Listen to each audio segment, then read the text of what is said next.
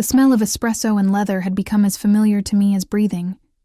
2 years working as Nathan Corsetti's personal secretary, and I could identify the exact moment he entered a room by the subtle shift in air pressure, the way conversations died mid-sentence, the electric tension that preceded him like a herald announcing royalty. I adjusted the stack of contracts on my desk, my fingers smoothing non-existent wrinkles from papers that were already perfectly organized. It was 7:47 a.m., which meant Nathan would arrive in exactly 13 minutes. He was nothing if not precise, a quality that extended to every aspect of his life, from the way he took his coffee, 3 shots of espresso with a single sugar cube dissolved slowly, to the specific angle at which documents should be placed on his desk for review. My desk sat just outside his office on the 42nd floor of the Corsetti building, a glass and steel monument to legitimate business that housed considerably less legitimate operations on its upper floors. I'd learned not to ask questions about the men in expensive suits who arrived after hours, about the locked filing cabinets I wasn't given keys to, about the phone calls Nathan took behind closed doors in rapid Italian that made his jaw tighten and his eyes go cold. I'd learned to be invisible when necessary and indispensable when required. The elevator chimed, and my pulse quickened, despite 2 years of practice at controlling my reactions. Nathan emerged, flanked by Marco and Alessio, his ever-present bodyguards. He wore a charcoal suit that had probably been tailored in Milan, his dark hair swept back from a face that could have been carved from marble. All sharp angles and aristocratic lines, with eyes so dark they appeared black in certain lights. "Buongiorno, Miss Reed," he said, his Italian accent wrapping around my name in a way that made my stomach flutter traitorously. "Any urgent matters this morning?" I stood, smoothing down my pencil skirt, hyper-aware of how his gaze traveled over me for the briefest moment before returning to my face. Professional. Always professional. "The Benedetti family requested a meeting this afternoon," I reported, handing him the leather portfolio I'd prepared. "The mayor's office called twice yesterday evening, and the quarterly reports from the dock operations are ready for your review." Something flickered in his expression at the mention of the Benedettis, his primary rivals in the intricate power structure that controlled New York's underworld, but he simply nodded, accepting the portfolio. "Cancel the Benedetti meeting. Tell them I'm unavailable." His voice was cold, dismissive. "Anything else?" "Your father called from Sicily. He said it was important." Nathan's jaw tightened almost imperceptibly. "I'll return his call later. Hold all calls until I say otherwise." He disappeared into his office, and I released the breath I hadn't realized I was holding. Marco lingered, his expression knowing in a way that made heat creep up my neck. "You should be careful, Miss Reed," he said quietly in his accented English. "The boss, he doesn't notice much outside business. But when he does notice something..." He trailed off meaningfully. "I don't know what you mean," I replied, keeping my voice steady despite the way my heart hammered. Marco smiled. "Of course you don't." The morning passed in its usual rhythm of calls, emails, and the careful choreography of managing Nathan's schedule. I was good at my job, exceptional even. I anticipated his needs before he voiced them, handled problems before they reached his desk, and maintained the fiction that I was merely an efficient employee, rather than a woman who lay awake at night, thinking about the way his hands looked when he signed documents, strong and elegant and completely off limits. At noon, I gathered my purse and coat.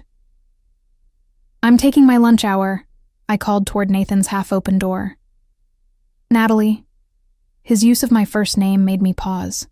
He rarely used it, preferring the professional distance of Miss Reed. "Where are you going?" "On Marcello's, the Italian place on Fifth Avenue." "Alone?" The question was odd enough that I turned back to face him fully. He stood in his doorway, one hand braced against the frame, his expression unreadable. "I'm meeting someone," I admitted, then immediately regretted it at the way his eyes darkened. "Someone," he repeated flatly. "A friend, from college. The lie came easily, smoothly, because David Chen was technically a friend, even if he'd made his interest in being more quite clear. "I'll be back by 1. Nathan said nothing, but I felt his gaze on me all the way to the elevator. Marcello's was a small, family-owned restaurant that served authentic Italian cuisine, the kind of place Nathan's family would never patronize, because they owned all the upscale establishments and considered places like this beneath their notice. Which was exactly why I'd chosen it. David was already waiting, looking handsome in his navy suit, his smile warm as I approached. "Natalie, you look beautiful." "Thank you." I slid into the booth across from him, accepting the menu with a smile. "Sorry I'm late. Work was hectic this morning." "Your mysterious job that you never talk about," he teased. "One of these days you're going to tell me what you actually do." "Executive assistant," I said, which was technically true, if woefully incomplete. "Very boring corporate work." We ordered, and David launched into a story about his latest case. He was a corporate lawyer with a firm that handled mergers and acquisitions. It should have been interesting. He was attractive, successful, kind, everything a reasonable woman should want. And I felt absolutely nothing beyond mild friendship, because my stupid, traitorous heart had decided to fixate on a man who was dangerous, emotionally unavailable, and completely inappropriate in every conceivable way. I was laughing at something David said, my hand resting on the table between us, when I felt it. That shift in the air, that electric charge that meant my blood ran cold. Nathan Corsetti stood at the entrance of Marcello's, flanked by Marco and Alessio, his dark eyes fixed on me with an intensity that made my breath catch. He'd removed his suit jacket, his white shirt rolled to his elbows, and there was something almost feral in his expression as his gaze moved from me to David and back again. "Nathan," I breathed, too quietly for David to hear over the restaurant's ambient noise. But Nathan heard. Somehow, across the crowded space, Nathan heard my whisper, and he moved. He crossed the restaurant in long strides, ignoring the way conversations faltered and heads turned. People recognized him, recognized the danger in his purposeful approach, and wisely looked away. "Mr. Corsetti," I managed as he reached our table. "This is unexpected. I'm just having lunch with your friend from college," he finished, his voice dangerously soft. His eyes never left mine. How lovely. David, bless him, seemed oblivious to the undercurrents. He extended his hand. "David Chen. Natalie and I went to Columbia together. Are you a colleague of hers?" Nathan ignored the offered hand entirely. "Miss Reed is my personal secretary," he said, still looking at me. "And she should have informed me she was leaving the office for a personal meeting. We have urgent business to discuss." "I told you I was taking lunch," I replied, finding my voice despite the way my pulse raced. "At Marcello's. You said you were meeting a friend. You didn't mention it was a date." The accusation hung in the air between us. David's eyes widened, clearly picking up on the tension now. "It's not a date," I said firmly, though heat crept up my neck. "And even if it were, that's not your concern." "Isn't it?" Nathan's voice dropped even lower, and he moved closer, into what should have been an uncomfortable invasion of my personal space. But my body betrayed me, leaning toward him rather than away. "You work for me, Natalie.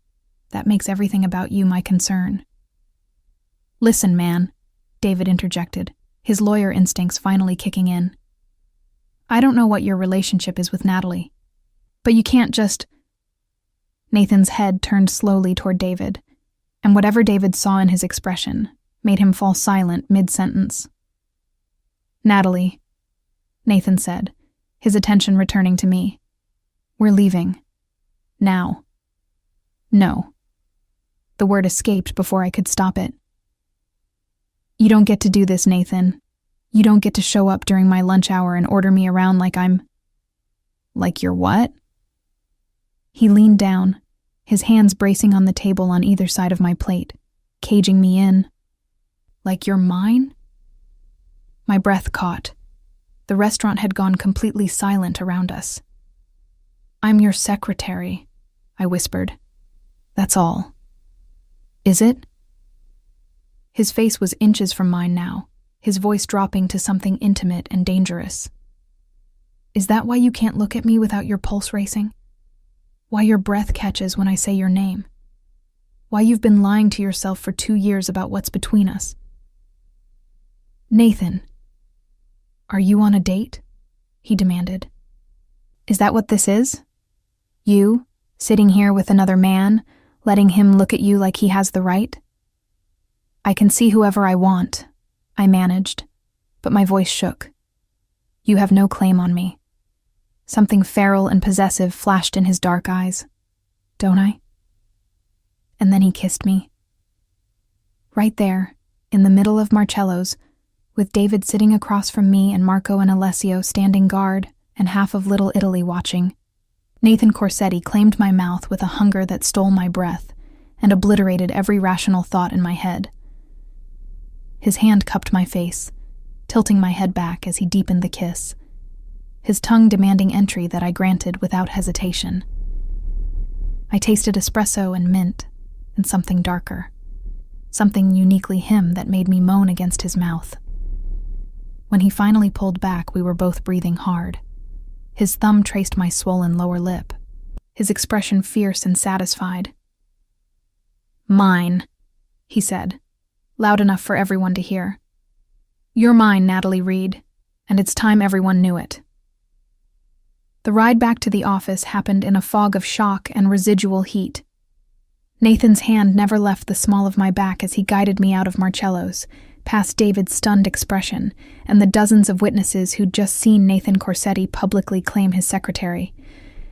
Marco held the car door open, his expression carefully neutral, while Alessio scanned the street with professional vigilance. I slid into the back seat of the black Mercedes, and Nathan followed, the door closing with a solid thunk that sealed us in the leather-scented interior. The privacy screen was already up, giving us the illusion of being alone despite Marco driving and Alessio in the passenger seat. You can't just... I started, but Nathan cut me off. I can. I did. His voice was calm now, controlled, but his eyes still burned with that possessive fire. And before you tell me I crossed a line, consider that you kissed me back, Natalie. Quite enthusiastically, if I recall. Heat flooded my cheeks. You caught me off guard. Did I? He shifted closer, his thigh pressing against mine. Or did I finally do what we've both been wanting for 2 years? I opened my mouth to deny it, to maintain the professional fiction we'd built so carefully.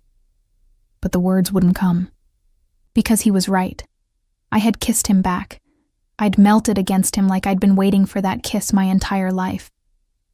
This is a mistake, I whispered instead. You're my boss. There are rules, policies, not to mention what? He turned to face me fully, his hand finding mine on the seat between us. That I'm dangerous? That my business isn't entirely legal? That getting involved with me could put you at risk? Yes, all of that. And yet you're not pulling your hand away. I looked down to find his fingers laced with mine, his thumb stroking across my knuckles in a gesture that was both possessive and tender. He was right. I wasn't pulling away. Nathan, I don't understand what's happening, I admitted quietly. 2 hours ago, I was just your secretary. Now you're saying I'm yours, kissing me in public, and I don't know what that means. It means, he said, his voice dropping to that intimate rumble that made my insides flutter, that I'm done pretending I don't want you. Done acting like you're just another employee when you're so much more than that. What am I then? He was silent for a long moment, his dark eyes searching mine. I don't know yet, he finally admitted. But I know I can't watch you have lunch with another man without wanting to commit violence. I know that seeing his eyes on you, seeing him make you laugh, it made something inside me snap. You're mine, Natalie. However that looks, whatever that means, you're mine. The possessiveness in his voice should have frightened me. Should have sent up every red flag I'd learned to watch for after a college boyfriend who'd confused love with control. But with Nathan, it felt different. It felt like claim and promise wrapped together, like he was offering me something precious, even if he couldn't quite name it yet. You can't just decide that, I protested weakly. I get a say in this. Then say it. He leaned closer, his free hand coming up to trace my jawline. Tell me you don't want this. Tell me you don't feel this pull between us. Tell me you haven't thought about what it would be like to be mine, and I'll take you back to the office and we'll pretend this never happened. I should have said it, should have protected myself, my job, my heart. But the words stuck in my throat because they would have been lies, and I'd never been good at lying to Nathan. I can't, I whispered. Can't what? Can't tell you I don't want this. The admission felt like stepping off a cliff. I've wanted you since the first day I walked into your office. I've spent 2 years trying to be professional, trying to ignore the way my heart races when you say my name, trying to pretend I'm not affected by you. But I am. God help me, I am. Triumph flashed in his eyes. Finally, you admit it. But that doesn't change the facts, I continued quickly. You're my boss. You're dangerous. Your world is dangerous. And I have no idea how this could possibly work. We'll figure it out. He said it with such certainty, such absolute conviction, that I almost believed him. Together, Tesoro. We'll figure it out together. The car pulled up to the Corsetti building, and reality came crashing back. Marco opened the door, and Nathan stepped out, then offered me his hand, with a courtesy that seemed at odds with the primitive claiming that had happened at Marcello's. The lobby was busy with the lunch hour rush, employees and visitors moving through the marble space. I was acutely aware of the way people's gazes followed us, of the whispers that started the moment we entered. News traveled fast in Nathan's organization, and I had no doubt that half the building already knew what had happened at the restaurant. We rode the elevator in silence, though Nathan kept his hand at the small of my back, a gesture that was both possessive and protective. When we reached the 42nd floor, I expected him to disappear into his office, to give me space to process everything that had happened. Instead, he followed me to my desk. Nathan, people are staring, I murmured, hyper-aware of the curious glances from other employees in the hallway. Let them. He leaned against my desk, arms crossed, looking completely unconcerned. Are you going to see him again? David. I don't know. I hadn't thought about it. Think about it now. I met his gaze steadily. Are you ordering me not to? No. Something that might have been frustration crossed his face. I'm asking you not to, as a man who's made his interest abundantly clear, not as your boss. The distinction mattered. I could see that it cost him something to make it. This man who was accustomed to commanding obedience and getting exactly what he wanted. I won't see him again, I said quietly. Not like that. He's a nice man, but I'm not interested in him. I never was. Because of me. Yes. Because of you. Nathan's expression softened almost imperceptibly. He reached out, tucking a strand of hair behind my ear in a gesture that was surprisingly tender. Go home early today. Take the rest of the afternoon off. Why? Because in about an hour, this office is going to be swarming with speculation and questions, and you're going to be at the center of it all. I'm giving you time to process before you have to face that. The thoughtfulness surprised me. And what will you be doing? Damage control. His jaw tightened. That kiss was impulsive, possessive, and strategically foolish. I've just advertised to everyone with eyes that you matter to me, which makes you a target. Ice trickled down my spine. A target for who?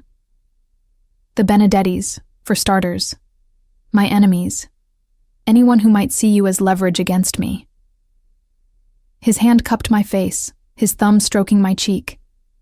But don't worry, Tesoro. I protect what's mine, and you're definitely mine now. Before I could respond, his phone buzzed. He checked it, and his expression went cold. Marco, he called, and his bodyguard appeared instantly from wherever he'd been lurking. Take Miss Reed home. Stay with her until I send someone to relieve you. Nathan, that's not necessary. It's extremely necessary. He was already moving toward his office. Go home, Natalie. We'll talk tonight. I wanted to argue, but the look in his eyes stopped me. This was Nathan in full boss mode, making decisions about security and protection, with the cold calculation that made him so dangerous. Marco drove me to my apartment in Brooklyn, a modest one-bedroom in a neighborhood that was gentrifying slowly. He walked me up to my door, checked the interior with professional thoroughness, then positioned himself in the hallway. This is really not necessary. I tried again. No one even knows where I live. The boss knows where you live, Marco replied, which means it's in files that could be accessed. Better to be cautious. I closed the door and leaned against it, finally alone with my thoughts for the first time since Nathan had walked into Marcello's. He'd kissed me, claimed me in front of dozens of witnesses, told me I was his, and I'd let him. More than that, I'd wanted it. Still wanted it, despite the fear and uncertainty and the very real danger he'd mentioned. My phone buzzed with a text from an unknown number. Answer when I call. N. A moment later, it rang. How did you get my personal number? I asked, instead of hello. I'm Nathan Corsetti, he replied, and I could hear the smile in his voice. I have everyone's personal number. Are you all right? I'm confused, overwhelmed, possibly making the worst decision of my life. But you don't regret it. It wasn't a question. No, I admitted. I don't regret it. Should I? Ask me that in a week, he said, his tone going serious. After you've had time to understand what being with me really means. After you've seen the parts of my life I've kept hidden from you. I knew what you were when I took this job, Nathan. I'm not naive. You know what I am on paper. You don't know what it's like to live it. He paused. There's a dinner tonight. At my family's estate in Westchester. I'd like you to come with me. As what? Your secretary? As mine. The possessiveness was back in his voice. As the woman who's going to stand by my side and let everyone know that touching you means war. That's a lot of pressure for a first date, I tried to joke, but my voice shook. This isn't a first date, Tesoro. First dates are dinner and movies and goodnight kisses at the door. This is me bringing you into my world, showing you exactly what you're agreeing to. If you can handle tonight. If you can stand beside me and still look at me the same way you did this afternoon, then we'll talk about what comes next. And if I can't handle it, silence stretched between us. Then I'll let you go, he finally said, and I heard the cost of that promise in his voice. I'll let you walk away, help you find a new job somewhere far from me, and I'll spend the rest of my life regretting that I kissed you too soon. You won't let me go, I said with sudden certainty. You're too possessive for that. You're right. His voice dropped to something dark and intimate. I won't want to let you go, but I will, if that's what's best for you. Because as much as I want you, as much as I need you, I won't keep you if my world destroys you. The raw honesty in his admission made my chest tight. "What time tonight?" "I'll pick you up at 7. Wear something elegant." "And Natalie?" "Yes?" "Thank you for giving me this chance, for not running when you should have." After he hung up, I stood in my apartment and tried to process everything that had happened. In the span of a few hours, my entire life had been upended. I'd gone from dedicated secretary maintaining professional distance to the claimed woman of a mafia boss. And God help me, I wanted it. The dress I chose for dinner was a midnight blue silk that hugged my curves before flowing gracefully to my knees. Elegant enough for a family gathering, sophisticated enough to make a statement. I paired it with simple silver jewelry and heels that added 3 inches to my height, armor and display all at once. Nathan arrived precisely at 7, and the sight of him in a black suit that had definitely been tailored in Italy stole whatever composure I'd managed to build. Marco and Alessio flanked him as usual, but Nathan's eyes were only for me. "Bellissima," he murmured, taking my hand and bringing it to his lips. The gesture was old world, courtly, and it made my stomach flip. "You're going to be the most beautiful woman there." "You're biased," I replied, trying for lightness despite my nerves. "I'm Italian. We appreciate beauty." His thumb stroked across my knuckles. "Are you ready for this?" "No, but I'm doing it anyway." Something that might have been admiration crossed his face. "That's my brave girl." The drive to Westchester took nearly an hour, and Nathan spent most of it preparing me for what to expect. His family would be there. His father, Salvatore, recently returned from Sicily. His younger sister, Gianna, with her husband, Paolo. Various cousins and associates who comprise the inner circle of the Corsetti organization. "They're going to have questions," he warned, "about who you are, where you came from, whether you understand what you're getting into." "Do I understand?" I asked quietly. He was silent for a moment. "You understand better than most. You've worked for me for 2 years. You've seen enough to know what my life entails, even if you haven't been directly involved. But there's more I don't know." "Yes, and I'll tell you all of it in time. But tonight is about showing them, showing everyone, that you're under my protection now. That harming you means answering to me." The Corsetti estate was exactly what I'd imagined. A sprawling property with manicured grounds, security gates, and a main house that looked like it had been transplanted directly from Tuscany. As we pulled up the circular drive, I saw several other expensive cars already parked. "Last chance to run," Nathan said, but there was no levity in his voice. He was serious. "I'm not running." "Good." He helped me from the car, his hand settling possessively at the small of my back. "Stay close to me. Don't wander off alone. And if anyone makes you uncomfortable, you tell me immediately." The interior of the house was even more impressive than the exterior. Marble floors, original artwork, furniture that was probably older than I was. Voices echoed from a room at the end of the hall, speaking rapid Italian interspersed with laughter. The conversation died the moment we entered. It was a formal dining room, with a table that could easily seat 20. About a dozen people were gathered, drinks in hand, but all eyes turned to us the moment Nathan walked in with his hand on my back. "Nathaniel." A man who could only be Salvatore Corsetti stepped forward. He was in his 60s, gray threading through dark hair, with the same aristocratic features as his son, but weathered by decades of power and violence.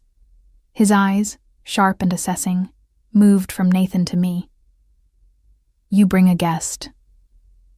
"I bring la mia donna," Nathan corrected, the Italian phrase rolling off his tongue with casual possessiveness. "Father, this is Natalie Reed. Natalie, my father, Salvatore. La mia donna, my woman." The declaration rang in the sudden silence. "Miss Reed." Salvatore's gaze was penetrating. "You're Nathan's secretary." "Yes, sir, for 2 years now." "And now you're something more." It wasn't a question. Does this mean you'll be leaving your position?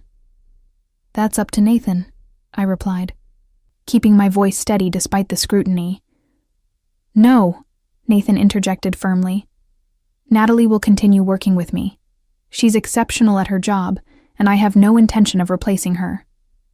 A woman who must be Gianna laughed, the sound breaking some of the tension. Fratellino, you can't keep your mistress as your secretary. It's scandalous. She's not my mistress. Nathan's voice went cold. Watch your words, Gianna. Then what is she? Salvatore asked, still studying me with that unnerving intensity. Mine. Nathan pulled me closer against his side. That's all anyone needs to know. The dinner that followed was both easier and harder than I'd expected. Easier because Nathan's family, once they'd assessed me and apparently found me acceptable, was warm and welcoming in the chaotic Italian way. Harder because I was constantly aware of being on display, every word and gesture analyzed for meaning.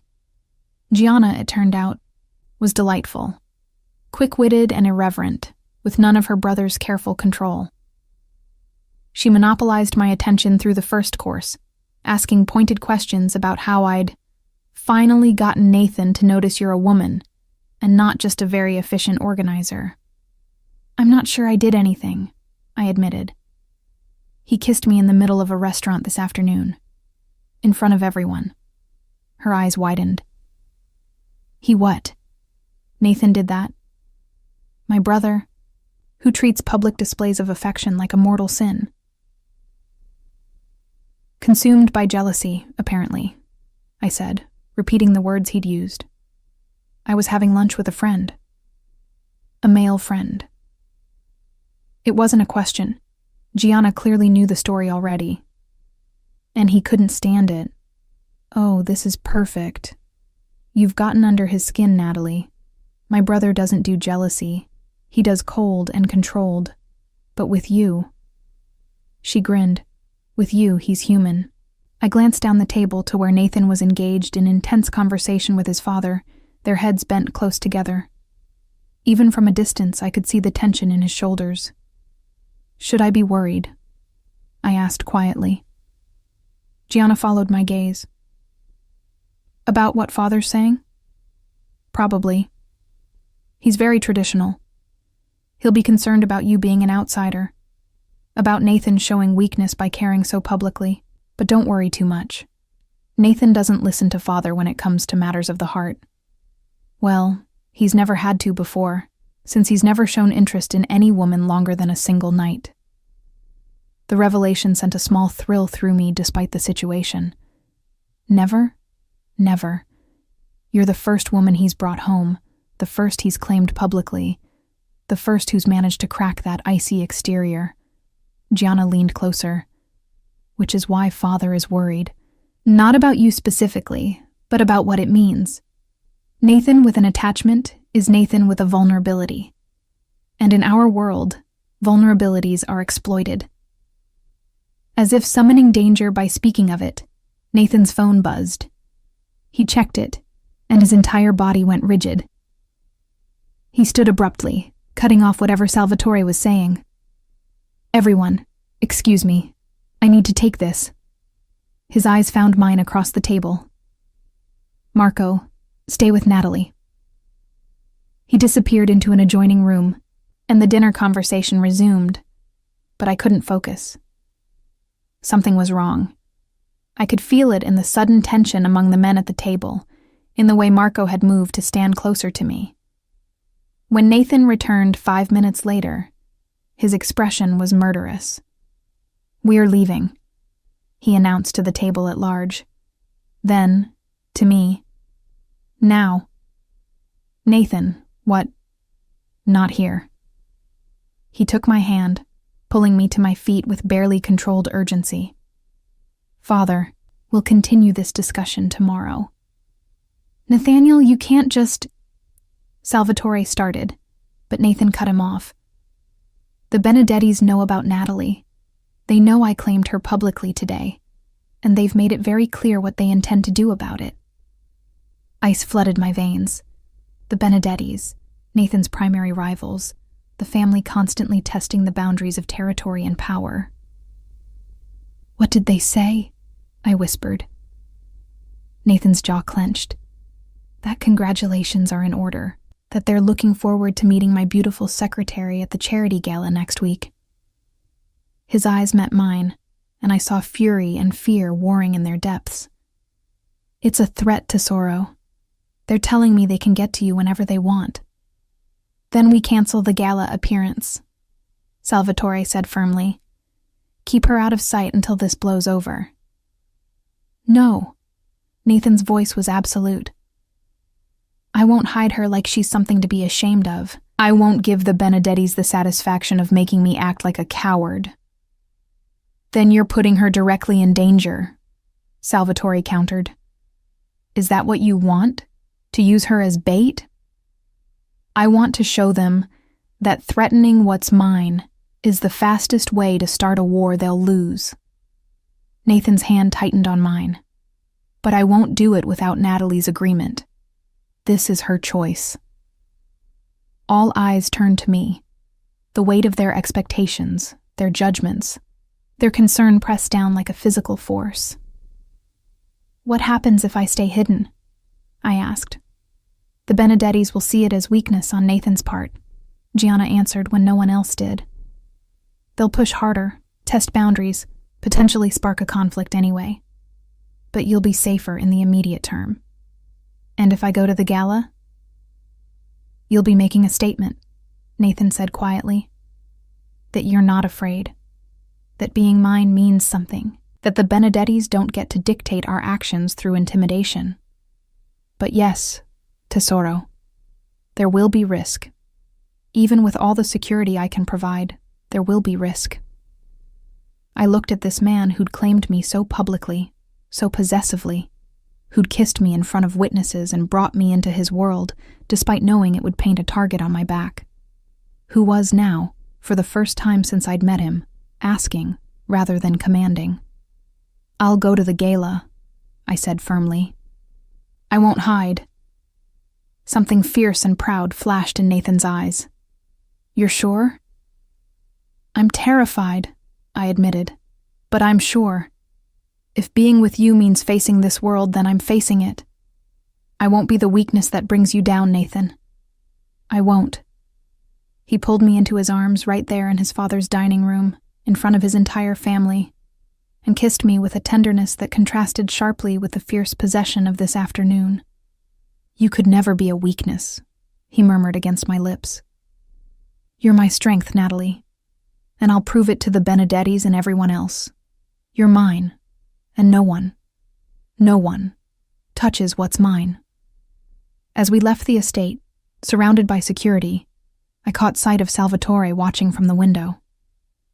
His expression was troubled, calculating, and I realized that whatever had begun this afternoon at Marcello's, whatever Nathan and I were building together, we were only at the beginning. The real test was still to come. Nathan insisted I move into his penthouse that very night. Not a request, but a statement of fact delivered in the car with Marco driving and Alessio making calls in rapid Italian about security protocols. "I'm not letting you stay in Brooklyn alone," he said when I started to protest. "Not with the Benedettis making threats. My place has security your apartment building couldn't dream of. Nathan, I can't just move in with you. I have a lease. Responsibilities. I'll buy out your lease. I'll have Marco pack your things tomorrow." His hand found mine in the darkness of the back seat. "Please, Natalie. I need to know you're safe, that I can protect you." The raw emotion in his voice decided me. This wasn't about control or possession. It was about genuine fear for my safety. Fear that I'd inadvertently put myself in danger by becoming his. "Okay," I agreed softly. "But this is temporary. Until the situation with the Benedettis is resolved." His fingers tightened on mine. "We'll see." Nathan's penthouse occupied the entire top floor of a building in Tribeca that probably cost more per month than I made in a year. The elevator opened directly into the living space, an open concept design with floor-to-ceiling windows offering panoramic views of Manhattan. Everything was sleek and modern, all dark wood and leather and masculine sophistication. "The guest room is down that hall," Nathan said, reading my hesitation correctly. "You'll have your own space. I'm not assuming—" He stopped, running a hand through his hair in a gesture of frustration. "Despite what happened today, despite claiming you publicly, I'm not expecting you in my bed tonight. This is about keeping you safe, not taking advantage." The clarification should have relieved me. Instead, I felt oddly disappointed. "Thank you," I managed, "for being clear about that." "Don't thank me yet." His voice was rough. "Every instinct I have is screaming at me to take you to my room and finish what we started this afternoon, to claim you completely. But you deserve better than a rushed seduction based on adrenaline and fear." "And what do I deserve?" He stepped closer, his hand coming up to trace my jawline. "You deserve to be courted, romanced, given time to truly understand what you're choosing." His thumb brushed across my lower lip. "You deserve a man who can be gentle with you, patient, who doesn't let his possessive streak dictate every action." "And are you that man?" I whispered. "I'm trying to be. For you, I'm trying." He leaned down, pressing a kiss to my forehead that was achingly tender. "Get some rest, Tesoro. Tomorrow will be a long day." The guest room was beautiful and impersonal, decorated in shades of cream and gray. I showered in the attached bathroom, using the unopened toiletries I found under the sink, then slipped into one of Nathan's shirts that I'd borrowed from his closet because I had nothing else. Sleep should have come easily after the emotional exhaustion of the day. Instead, I lay awake, staring at the ceiling, replaying every moment from Nathan's jealous appearance at Marcello's to his fierce declaration at his father's house. Mine, he'd called me. Repeatedly, possessively, absolutely. And I'd let him. More than that. I'd embraced it, stood in front of his family and agreed to face danger rather than hide. Moved into his home without really questioning whether it was too fast, too much. What was happening to me? A soft knock at the door interrupted my spiraling thoughts. "Natalie? Are you awake?" I sat up. "Come in." Nathan entered, and I tried not to stare at the way his sleep pants hung low on his hips, his chest bare and displaying the lean muscles I'd only glimpsed through his shirts. His hair was mussed, like he'd been running his hands through it. "I can't sleep," he admitted. "Knowing you're here, just down the hall, safe, but so close." He trailed off.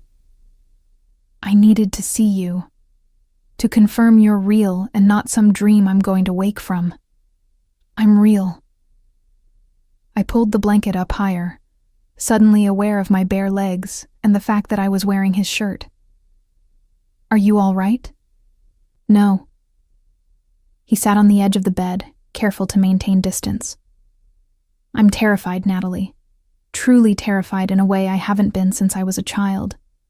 Because I've given the Benedettis exactly what they need to destroy me. Someone I care about more than my own life. Nathan. Let me finish." His voice was rough. "You need to understand what you've become to me in the span of one day. It's not rational. It's not logical.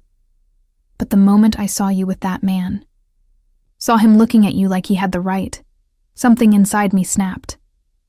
All the careful control I've maintained for 2 years, all the professional distance, it shattered. And I realized I'd been lying to myself." "About what?" "About my feelings for you. About how long I've wanted you." He finally looked at me, and the raw emotion in his eyes stole my breath. "I've been half in love with you since the day you walked into my office for your interview. You were wearing a navy dress, your hair up, and you looked at me without flinching, without the fear most people show. You looked at me like I was just a man." "You are just a man," I whispered. "No, Tesoro, I'm not. I'm a monster who does monstrous things to protect my family and my territory. I'm a criminal, a murderer when necessary. I'm everything you should run from." His hand reached out, hovering over mine but not quite touching. "But God help me. I'm selfish enough to want you anyway, to claim you and keep you despite knowing you deserve better." I took his hand, lacing our fingers together. What if I don't want better? What if I want you, flaws and darkness and all? Then I'll spend every day proving I'm worthy of that choice. He brought our joined hands to his lips. "But you need to know the full truth first, about my business, my family's history, what being with me really means. Tell me." And he did. For the next 2 hours, sitting on the edge of my bed in the pre-dawn darkness, Nathan Corsetti told me everything. About the Corsetti family's roots in Sicily, how his great-grandfather had built an empire through violence and strategic alliances, how that empire had evolved over generations, becoming more sophisticated, but no less dangerous. He told me about the legitimate businesses that fronted for less legal operations, the dock warehouses that concealed smuggled goods, the restaurants that laundered money, the construction companies that provided jobs for family members who needed alibis. He told me about the violence, the men who'd crossed him and paid the price, the territory wars that occasionally erupted into bloodshed, the uncomfortable alliances with other families, the Russos and the Lombardis, that kept the peace most of the time. And he told me about the Benedettis, the rival family that controlled the opposite side of the city, that had been testing boundaries for months, looking for weakness. How they'd seized on his public claiming of me as exactly that: weakness, vulnerability, a pressure point they could exploit. "They'll try to use you against me," he said bluntly. "Either to manipulate my decisions or as a direct target. The gala next week is just the beginning. By showing up together, we're essentially declaring that I'm willing to go to war over you." "Are you?" I had to ask. "Willing to go to war over me?" Without hesitation. His conviction was absolute. "You're mine, Natalie. That means I protect you with everything I have, every resource, every alliance, every ounce of power I've built. Anyone who touches you answers to me." The possessiveness should have frightened me, should have sent up every warning flag about controlling behavior and dangerous men. But I understood now. This wasn't about controlling me. It was about protecting me, about a man who'd built walls around his heart for decades, suddenly finding someone worth tearing those walls down for. "I'm scared," I admitted quietly. "Of the danger, of how fast this is happening, of how much I feel for you already." "Good." He squeezed my hand. "Fear keeps you careful, and I need you to be careful to sorrow. I need you to listen when my security tells you something. I need you to trust that I know this world better than you do." "I can do that. But Nathan," I waited until his eyes met mine. "I won't be locked in a cage, even a gilded one. I won't give up my job, my independence, my life because of danger. If we're doing this, if we're really together, then we're partners. You don't get to make all the decisions." Something that might have been respect flashed across his face. "Partners," he repeated, testing the word. "I've never had a partner before. This is going to take adjustment. For both of us." I managed a small smile. "I've never dated a mafia boss before, or lived with someone, or been publicly claimed in a restaurant." "I'm sorry about that," he said, though his expression suggested he wasn't sorry at all. "About making a scene. But I'm not sorry about the kiss, or about everyone knowing you're mine. I'd do it again in a heartbeat. I know you would." I shifted closer, drawn by a force I couldn't name. "Nathan, I need you to understand something. I'm choosing this. Choosing you. Not because I'm naive about the danger or blind to your flaws, but because I want you. Have wanted you for longer than I'm willing to admit. So stop apologizing for claiming me and just be with me." His eyes darkened. "Natalie, I know you were trying to be a gentleman, giving me space and time. And I appreciate that.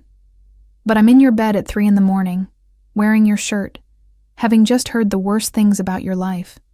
And I'm still here, still choosing you. You don't know what you're asking."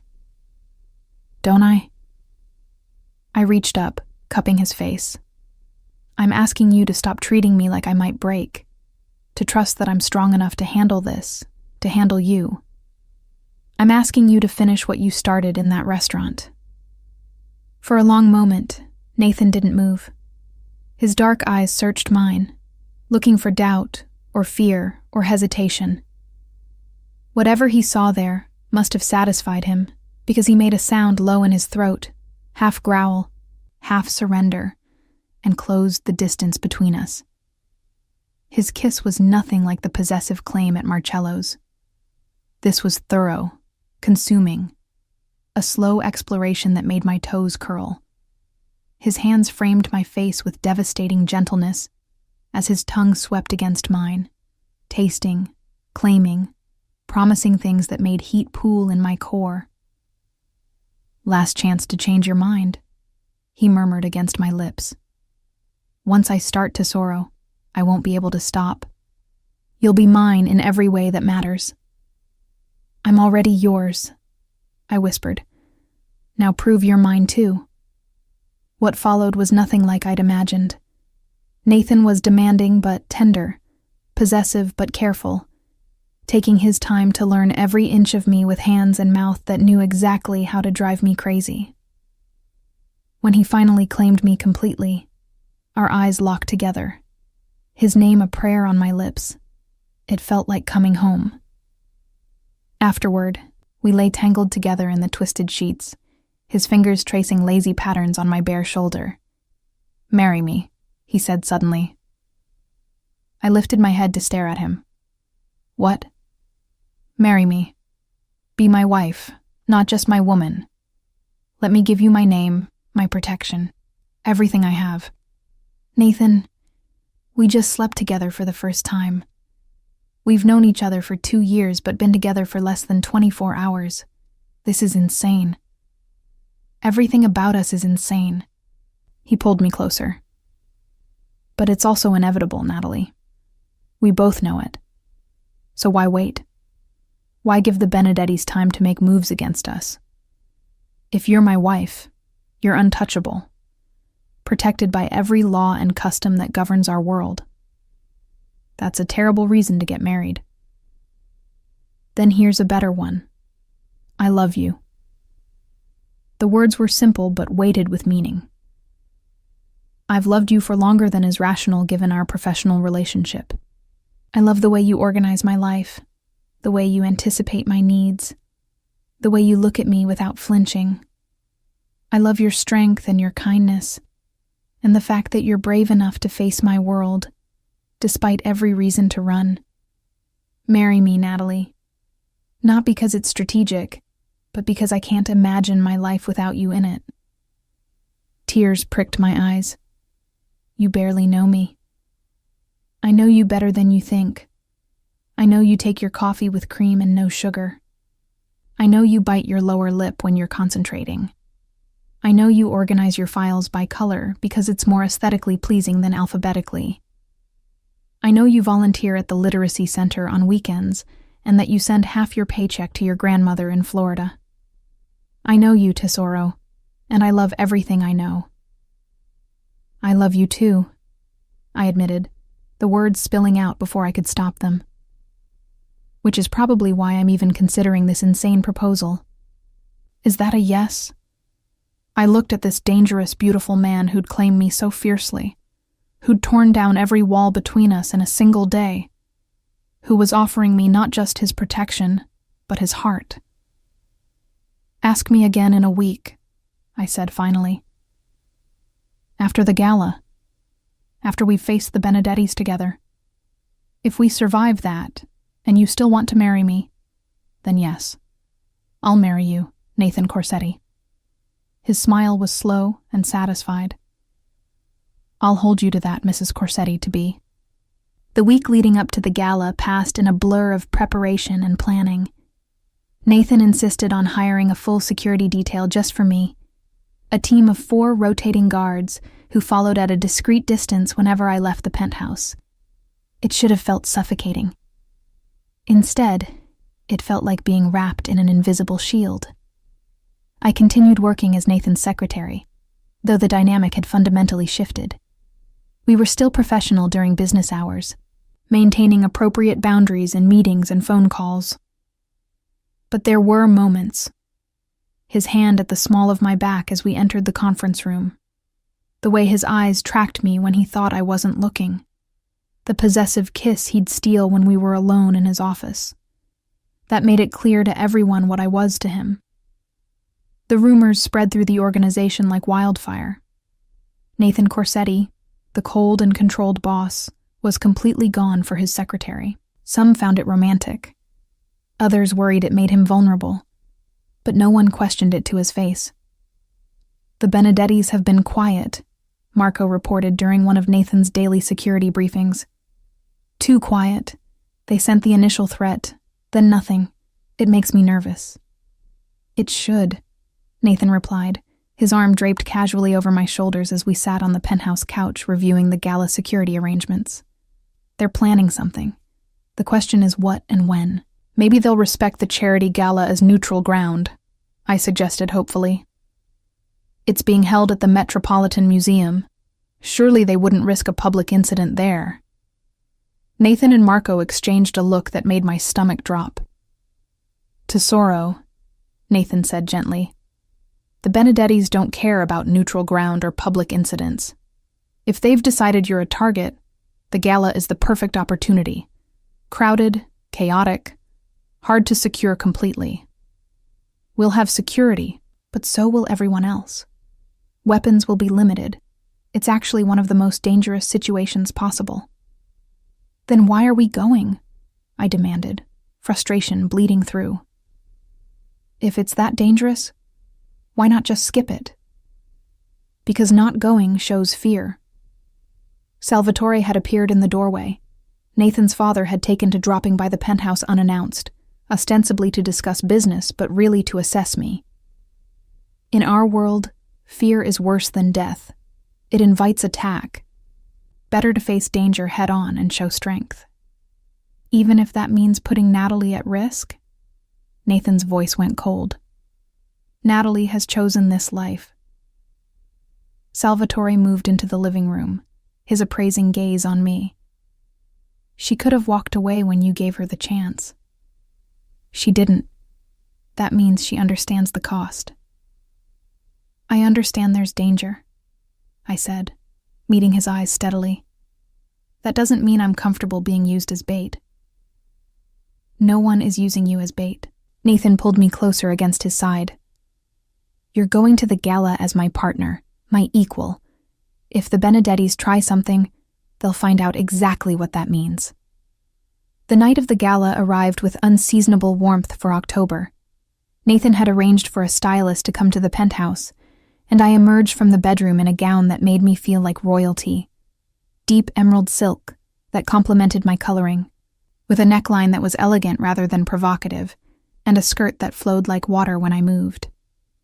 Nathan's expression when he saw me made every moment of preparation worthwhile. Bellissima, he breathed, crossing to take my hands. He wore a tuxedo that had definitely been custom-made, his dark hair styled perfectly, and he looked like sin and sophistication wrapped together. You're going to steal every man's attention tonight. I only want your attention, I replied, and watched heat flare in his eyes. You have it. Always. He reached into his pocket and pulled out a velvet box. I wanted to give you something. For tonight. Inside was a necklace that made my breath catch, a delicate chain holding a single emerald surrounded by diamonds. It was beautiful and clearly expensive, and perfectly complemented my dress. Nathan, it's too much. It's not nearly enough. He fastened it around my neck, his fingers lingering on my skin. Every man there is going to look at you tonight and know you're mine. This is just a reminder. For them and for you. The museum was transformed for the gala, its grand halls filled with hundreds of guests in designer gowns and tuxedos. A string quartet played in one corner. Waiters circulated with champagne and hors d'oeuvres, and everywhere I looked were faces I recognized from newspapers and society pages. The wealthy elite of New York City, many of whom had connections to the families that controlled the underworld. Nathan kept me close, one hand at the small of my back or holding mine, a constant reminder of his presence and protection. Marco and Alessio flanked us at a discreet distance, and I spotted other familiar faces from Nathan's security team, positioned strategically throughout the hall. Nathaniel Corsetti. A smooth voice cut through the ambient noise. What a pleasure to see you here. I turned to find a man who could only be Marco Benedetti approaching. He was perhaps 60, silver-haired and distinguished in a way that made him look more like a banker than a crime boss. His smile was pleasant and didn't reach his cold eyes. Marco. Nathan's voice was carefully neutral. Congratulations on your recent expansion into the waterfront district. And congratulations to you. Marco's gaze slid to me, assessing and calculating. On your new relationship. This must be the lovely Miss Reed I've heard so much about. Mrs. Corsetti, Nathan corrected smoothly, and my head snapped toward him in surprise. We were married yesterday. A small private ceremony, family only. The lie fell from his lips with practiced ease, and I struggled to keep my expression neutral despite my shock. We weren't married. We hadn't even officially gotten engaged yet. But Nathan was claiming we were, creating a fiction that made me untouchable under the laws that governed his world.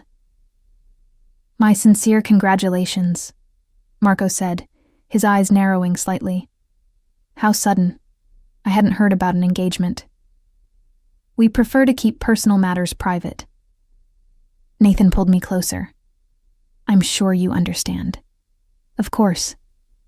Marco's smile never wavered. Though I am curious, does your lovely bride understand what she's married into? The responsibilities and dangers that come with the Corsetti name? I understand perfectly, I said before Nathan could respond.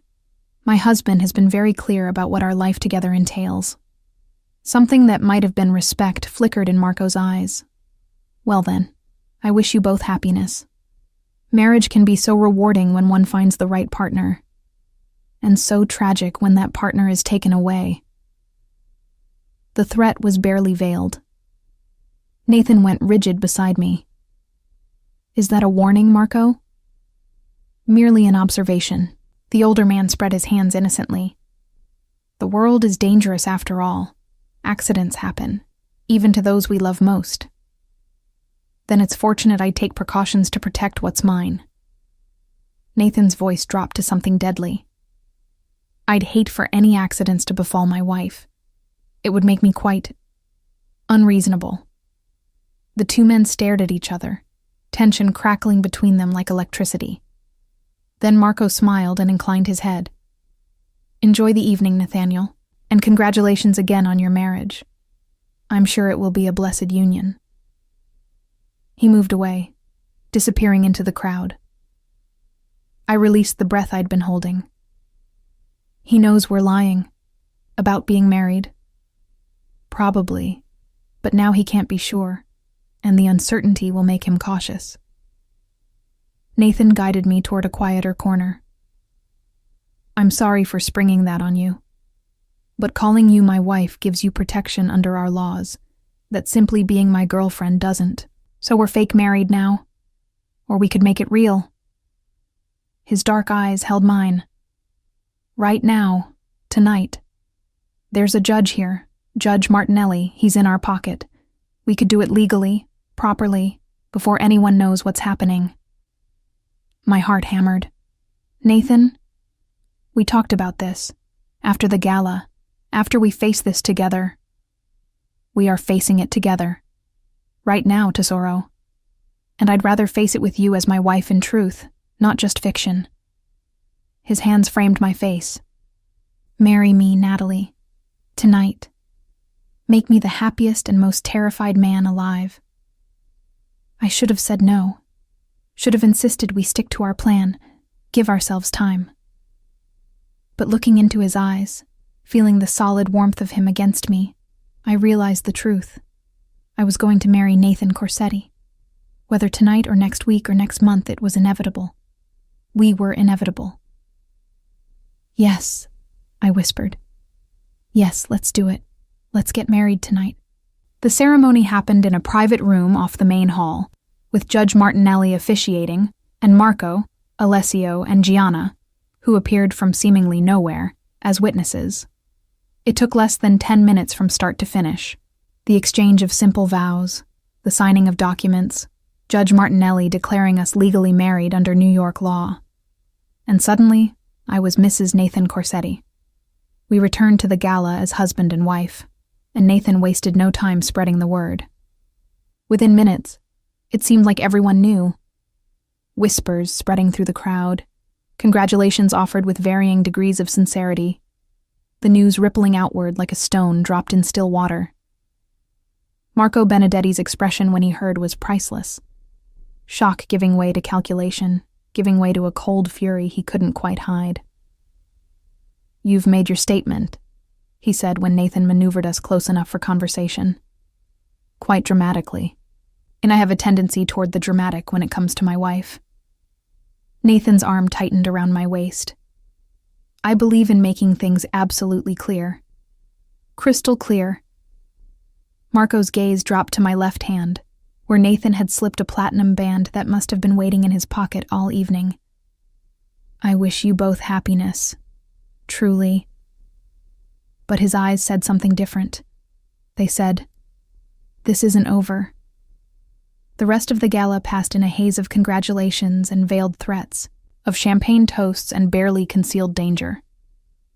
Through it all, Nathan kept me close, his touch possessive and protective.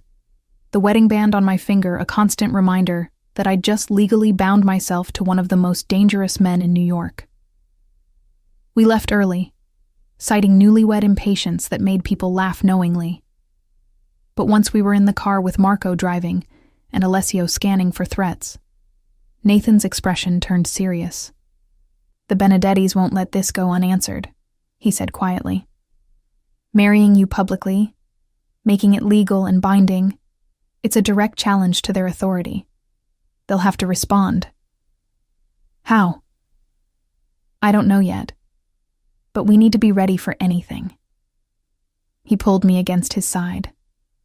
"I'm sorry, Tesoro. I've dragged you into a war." "You didn't drag me anywhere."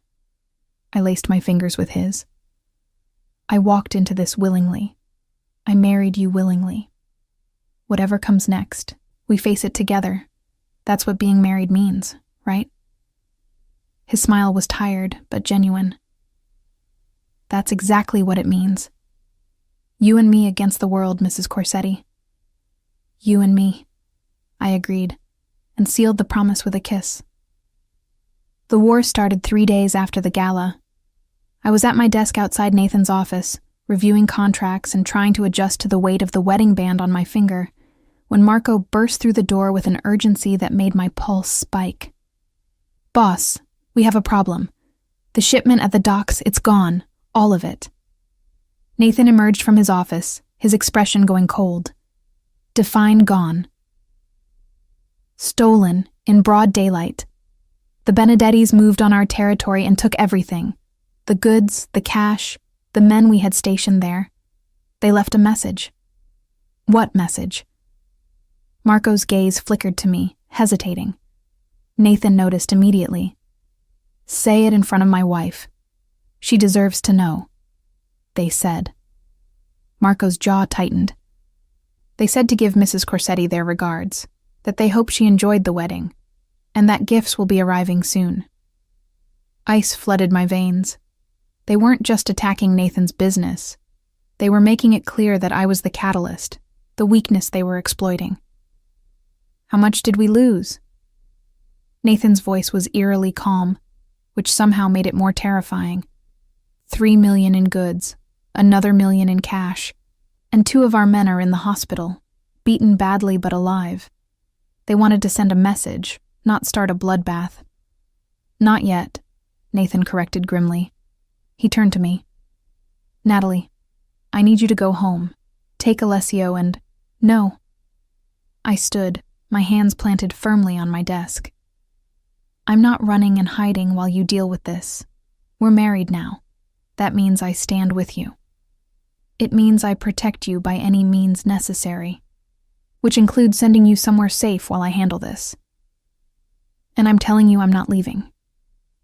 I moved around the desk to stand in front of him. They did this because of me, Nathan, because marrying me gave them leverage. The worst thing I can do now is prove them right by acting like your weakness. Something flickered in his eyes, pride, warring with fear. Natalie. No. Listen to me. I gripped his arms, forcing him to focus on me. If I hide, they win. They prove that I'm your vulnerability, that threatening me makes you weak. But if I stay, if I stand beside you and show no fear, then we prove the opposite, that I make you stronger, not weaker. She's right, Marco said quietly. Strategically speaking, having Mrs. Corsetti visible and unafraid sends a powerful message. Nathan's jaw clenched. The risk is worth it. I stretched up to press a kiss to his lips. Trust me. Trust us. We're partners, remember? In everything. He stared at me for a long moment, and I could see the battle raging behind his eyes. Finally, he exhaled roughly. Fine, you stay. But security doubles. You don't go anywhere without guards. You don't make any public appearances without my approval, and if I say run, you run. Understood? Understood. Good. He turned back to Marco. Call a meeting. All the capos, all department heads. We're hitting back tonight, and I want everyone to know why. What followed were some of the longest hours of my life. Nathan's penthouse transformed into a war room, with men in expensive suits arriving in a steady stream, their expressions grim as they learned about the Benedetti attack. I sat in the corner of the room, present but not participating, a silent statement that I was part of this now. The plan they devised was precise and brutal, a coordinated strike on 3 Benedetti operations, timed to cause maximum disruption with minimal casualties. Not a bloodbath, Nathan insisted, but a clear message that the Corsettis didn't accept challenges to their territory. What about Marco Benedetti himself? One of the capos asked. Do we make a move on him directly? No. Nathan's voice was firm. We stay within the rules. We hit his business, not his family. Not unless he escalates first. After the meeting dispersed, Nathan found me on the balcony, staring out at the city lights. His arms came around me from behind, pulling me back against his chest. You should be furious with me, he murmured against my hair, for dragging you into this life, for making you a target. I'm terrified, I admitted, but I'm not furious. I knew what I was choosing, Nathan. Maybe not the specific details, but the general reality. This is your world, and I chose to be part of it. You're braver than I deserve, and you're more capable of tenderness than you think. I turned in his arms. What happens tonight? We send a message, loud and clear, that attacking the Corsettis has consequences, that my wife is off limits, protected by every resource I have. His hands framed my face. And if they still don't get it, if they escalate, then we prepare for real war. Will it come to that? I don't know. Marco Benedetti is smart. He might back down once he sees we're serious. Or he might dig in, force a confrontation that could destabilize the entire power structure in the city. His thumb stroked my cheekbone. But whatever happens, you stay safe. That's my priority above everything else. The retaliation happened at midnight.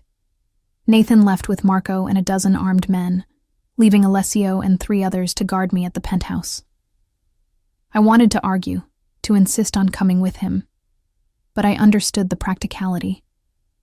I'd slow them down, be a liability in a potentially dangerous situation. So I waited, and worried, and paced the penthouse until Alessio gently suggested I might wear a hole in the expensive hardwood floors. Nathan returned at 3 a.m., unharmed but exhausted. "It's done," he said simply, pulling me into his arms. 3 of their operations are offline. They'll recover, but it'll cost them weeks and millions in lost revenue, equal to what they took from us. And now? Now we wait to see how they respond. Whether they escalate or accept that we're evenly matched. The answer came the next morning. I was in the kitchen making coffee when Alessio answered a knock at the door. I heard voices, his questioning tone, a woman's urgent reply. And then he was ushering Gianna into the penthouse, Nathan's sister looking uncharacteristically frazzled. "Where's Nathan?" she demanded, still sleeping.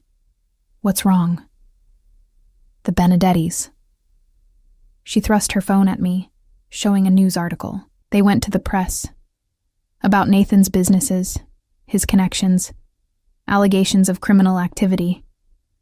They're trying to force a federal investigation. My blood ran cold. Can they do that? They can make enough noise that the feds have to look into it. She ran a hand through her hair. It's a brilliant move, actually. If they can't beat Nathan in the streets, they'll try to take him down legally. And if he goes to prison, you become a very wealthy widow who no longer has his protection. Nathan appeared in the doorway, wearing only sleep pants, his hair mussed. "What's happening?"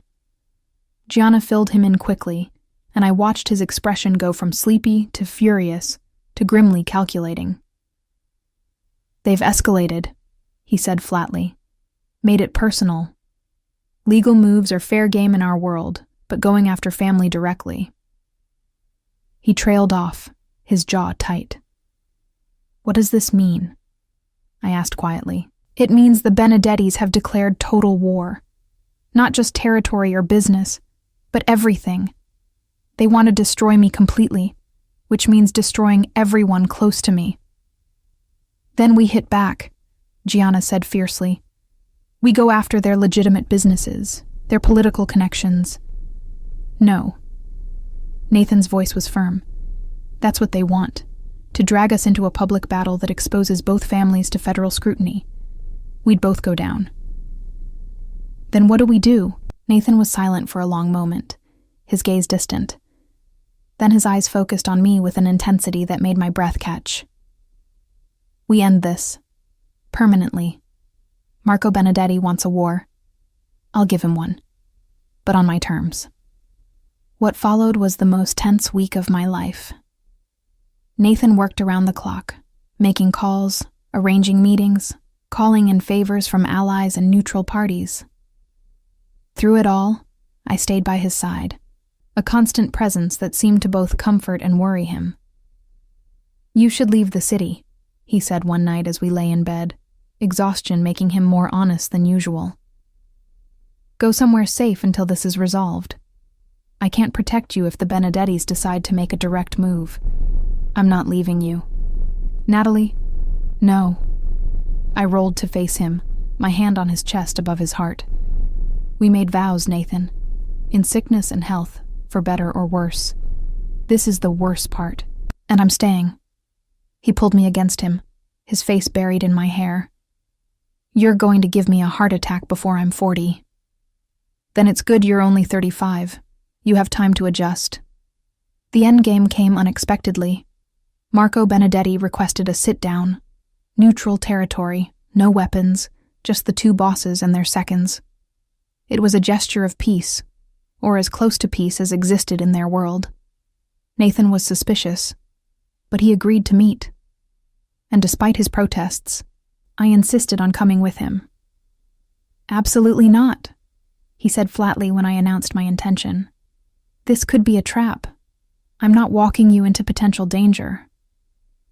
"Then we're at an impasse, because I'm not letting you walk into potential danger alone. I stood firm. I'm your wife, Nathan. That means we face things together. Even this. In the end, he relented, probably because he knew I'd find a way to follow him anyway. The meeting was set for a private room at a neutral restaurant, one owned by the Russo family, which had an interest in peace between the Corsettis and Benedettis. Marco Benedetti was already there when we arrived, his son Vincent at his side. Both men's eyes widened when they saw me with Nathan. You brought your wife, Marco observed. Unexpected. I go where my husband goes, I said before Nathan could respond. Especially to meetings that concern our family's future. Something that might have been respect flickered across Marco's face. Then please, sit. We have much to discuss. The negotiation that followed was intense and complex. Marco laid out his position, the territorial disputes, the business conflicts, the escalating war that was costing both families money and men. He proposed a solution, a redrawing of territory lines, giving each family clear areas of control with buffer zones managed jointly. And in exchange for this peace, Nathan asked, what do you want?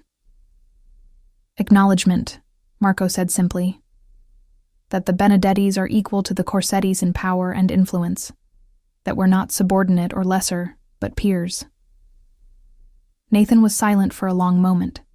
This was about pride, I realized. About respect. Marco Benedetti had been trying to prove his family's worth, and Nathan's public marriage to me, his obvious vulnerability, had seemed like an opportunity to demonstrate superiority. I can agree to that, Nathan said finally. Equal territories, equal voice in citywide decisions, equal representation in joint ventures. The Corsettis and Benedettis as partners rather than rivals. And your wife? Vincent spoke up for the first time. She remains off limits? No retaliation for the trouble this has caused? My wife was never a legitimate target. Nathan's voice went cold. Threatening her was a violation of every code we live by. But if we're declaring peace, then yes, Natalie is off limits. As is your entire family, Marco. Clean slate, starting now. Marco extended his hand across the table. Then we have an agreement. Nathan shook it, and just like that, the war was over. Later, in the car riding back to the penthouse, I finally let myself breathe. Is it really done? I asked. For now, Nathan pulled me close. Peace in our world is always temporary, always conditional. But yes, the immediate threat is resolved. You're safe. We're safe. Because I didn't hide. I looked up at him. Because I stood beside you and made them see that I wasn't your weakness. You were never my weakness. His hand cupped my face. You're my strength, Tesoro. Always have been. The Benedettis just needed to learn that the hard way. So what happens now? Now? He smiled, and for the first time in weeks, it reached his eyes. Now we actually get to be married without war looming over us. We get to build a life together. Figure out what it means to be Nathan and Natalie Corsetti. I think I'd like that. Good. Because you're stuck with me now. Legally, eternally, irrevocably mine. Yours, I agreed, and sealed the promise with a kiss. 3 months later, I stood in the penthouse looking out at the city lights, my hand resting on the small bump that had started to show beneath my clothes. Nathan's baby, growing inside me. A new generation of Corsetti that would be born into a world of danger and power, but also into a family that loved fiercely and protected completely. Nathan's arms came around me from behind, his hands covering mine over the bump. What are you thinking about, Mrs. Corsetti?